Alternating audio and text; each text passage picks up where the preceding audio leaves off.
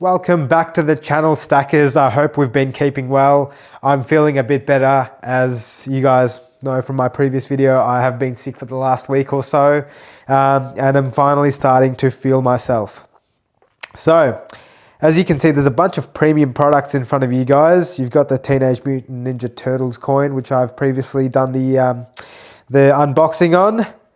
The theme is, are we stacking smart when we buy these things, or are we just getting greedy? Let's go. Now, don't get me wrong. Before anyone gets off their seat to throw it at me, let me just give you my 2 cents, okay? Just hear me out. If there's a certain series that you're following, or there's something that really personally speaks to you, then by all means, go for it. That's why we buy these things. And like I said in my collecting and buying for adding flavor to the stack that keeps you sort of motivated to buy more. That's not what this video is about. Just give me a moment and I'll explain. Stacking and collecting are two very different things. Stacking is about building wealth and adding ounces at the best possible price and focusing on the long term.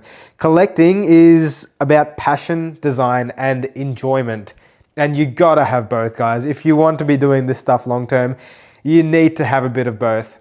The problem comes when the line gets a little bit blurry.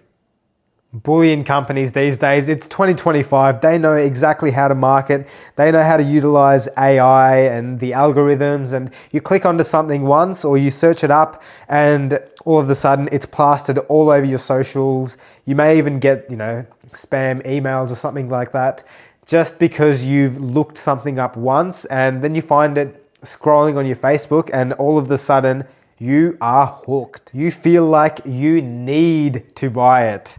Maybe you pay well over spot just to get it, thinking you can flip it later, but here's the reality. If the hype dies down and demand isn't there, you're stuck with something you overpaid for, can't easily sell forward, and you don't even like it. That's what this video is about, guys. Sometimes we get a bit greedy and we just think, oh, if this is what the next big thing is, maybe I'll buy it and I can flip it for extra money in a few months' time. That's what I'm getting to in this. So this is the Australian kangaroo. I believe this is the first proof Australian kangaroo that's come out. I got this pretty much after King Charles was crowned king and this coin was released, and I was like, oh my God, it's the first of a something, even if it's not like the best thing ever and I don't love it, which I'm not exactly attached to this thing. I can sell it for a bit more than what I paid for it in the short term, and it's all going to be sweet.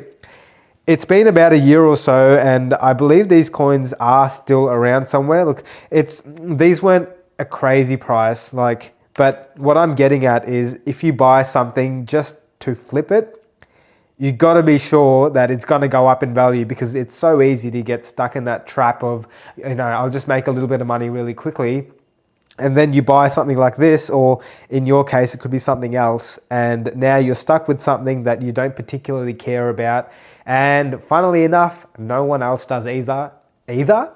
And you cannot get rid of it, and it's part of your stack now, whether you like it or not.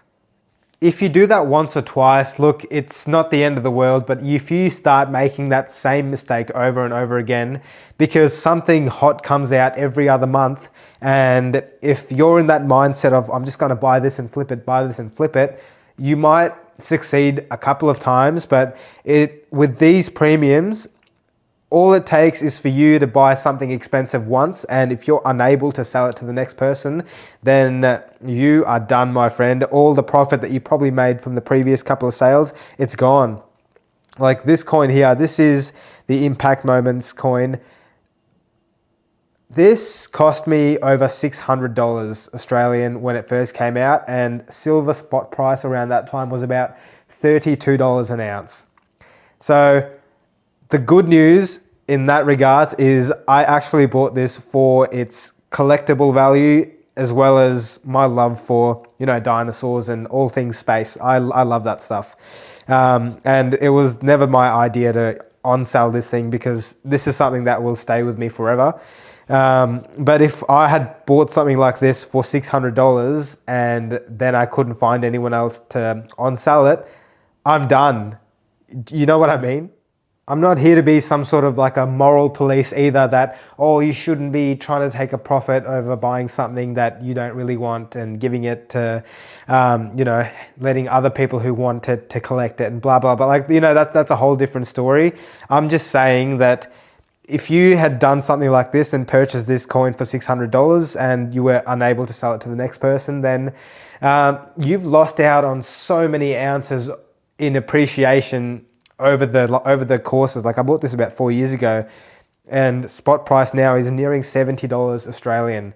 So you can see how much pain that could cause someone if you just did the right thing and bought weight instead of trying to make a quick buck, because that's now cost you hundreds of dollars.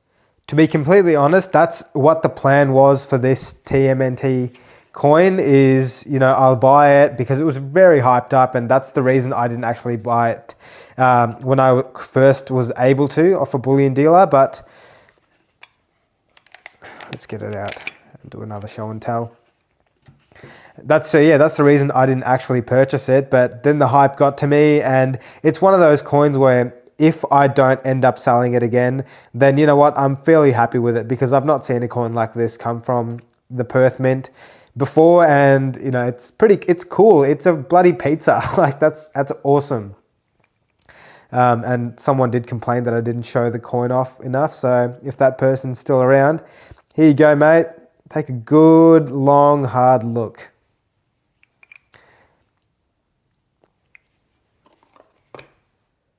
So let's wrap everything up there. Let me know in the comments if you're stacking smart, or are you taking a risk on the side here and there.